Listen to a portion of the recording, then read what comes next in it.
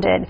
And if you're one of the millions of people impacted by flight delays and cancellations, there are some things that you can do to make the process go a little bit smoother. Joining me is Jennifer Donchez, president of VIP Vacations. Thanks for being here. Thank you. Okay, one of the things I hate when my flight is being changed or canceled is I can't get through to anybody on the phone, or I get that annoying recording where I'm screaming at that recording saying, "Give me an agent," and I never get there. Right, so you don't know, is it canceled? Should I still go to the airport? There are some tricks now, and social media has been great. You can actually follow on Twitter some of the airlines. You just look for them on Twitter, and they'll actually update you as to the process of how they've canceled flights and what steps you can do. You can also look online. There are some great websites like flightview.com is wonderful. It'll tell you if you need to see maybe your airport is opened, but the flight that was originating From somewhere else? For somewhere else. Look at what's happening in Boston or in Chicago. They always say when Chicago gets sick, Philly gets a little bit of the sniffles too. So you have to be careful. We can have, just a little bit of rain mix and have flights that are absolutely canceled.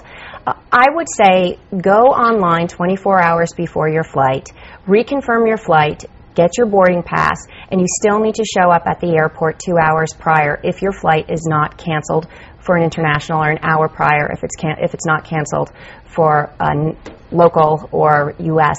destination. Right. Well, some of the airlines are not required to necessarily give you a refund or do anything if there's weather delays or cancellations. If you read the fine print, though, the policies of some of these airlines, is that a good thing to do to find out what you can do if you're in that situation? Right. If your flight is canceled, you are entitled to a refund. If you want to cancel it and it's not canceled, you're not. Okay.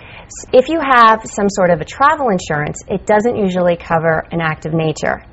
And if you're supposed to get on a cruise ship or go to a hotel and you've prepaid and now your flight is canceled, the airlines are not responsible for whatever kind of cancel fees might be for the hotel or the cruise line.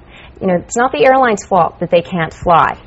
So you have to look at that. The airlines don't have to provide a hotel for you if it's an act of nature.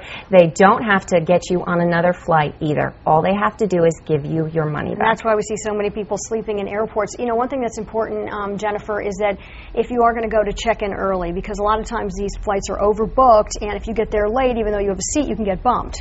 Right. Even if it says it might be delayed, you still need to show up on time. So print your boarding pass off, reconfirm your flight online. Now, Delta is one of the carriers that, if you can get through, will allow you to make a change so you don't have to worry about flying when there's a big storm brewing, which is really nice. We like Delta for that. They actually have a list on their website of cities that might be impacted, and you can try to change it. If you change your flight and pay the change fee and that flight is canceled after, you don't get that change fee back. All right, Jennifer Donchez, thank you so much for joining us. Great tips. And on that note, we'll be right back.